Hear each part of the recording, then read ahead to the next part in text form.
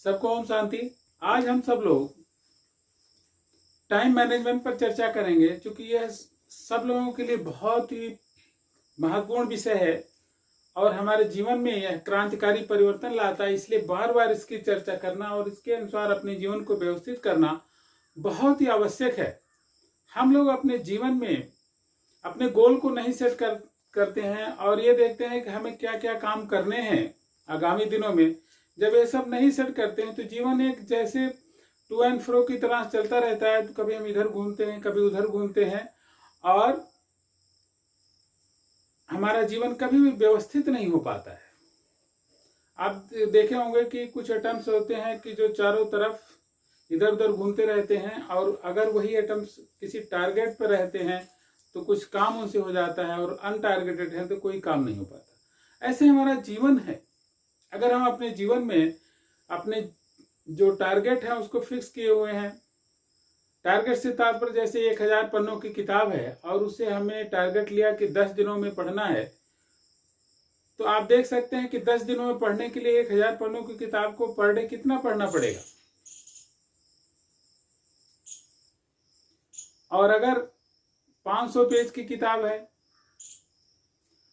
10 दिनों में पढ़ना है तो 50 पेज पर डे के हिसाब से आप 10 दिनों में खत्म कर सकते हैं। और अगर बहुत ज्यादा बड़ा टारगेट है तो आप खत्म नहीं कर पाएंगे, उसके लिए आपको समय बढ़ाना पड़ेगा।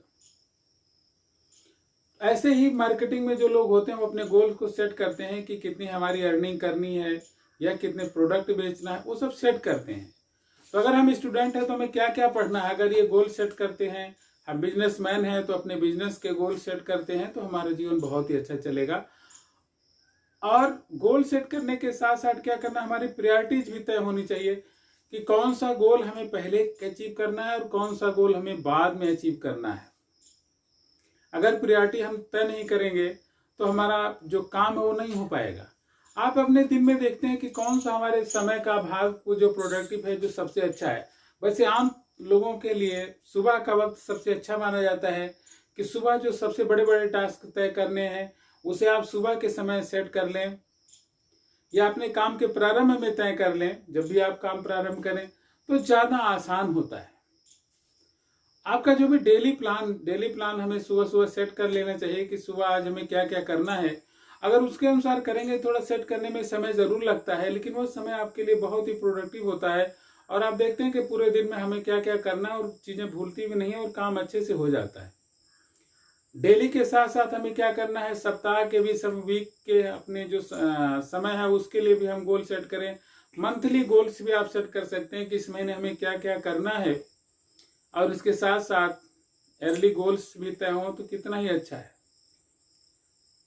अब गोल्स के लिए जो जैसे गायत्री मंत्र है, हे परमात्मा हमें सर्वश्रेष्ठ प्रदान करो।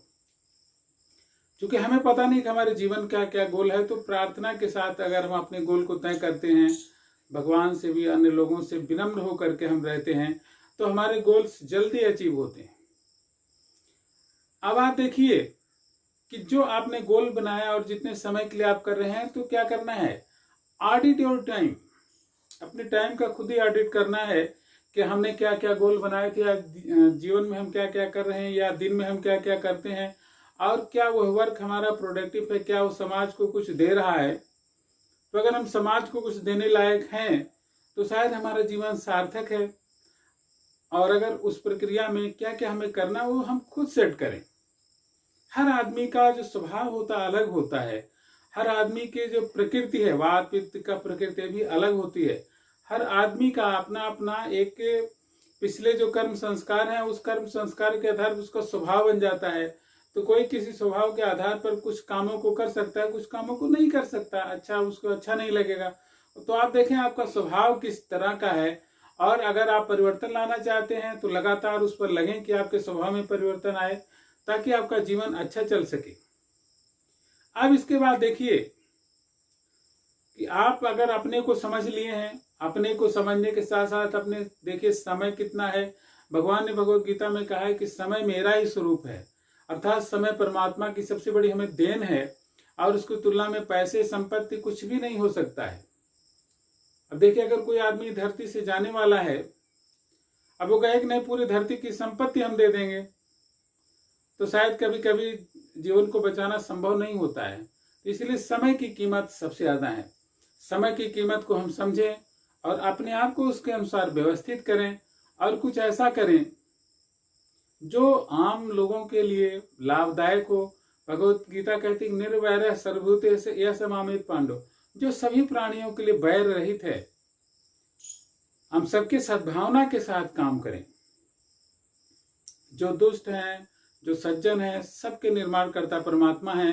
तो अगर एक व्यापक गोल बनाएंगे, जैसे सुभाष चंद्र बोस, महात्मा गांधी, विनोबा भावे और आजकल के युग में भी बहुत सारे लोग हैं जो समाज के लिए काम कर रहे हैं, तो क्या होता है धीरे धीरे समाज में ज़्यादा भाग के लोग रिकग्नाइज्ड होते हैं, ज़्यादा लोग उन्हें पहचानते हैं।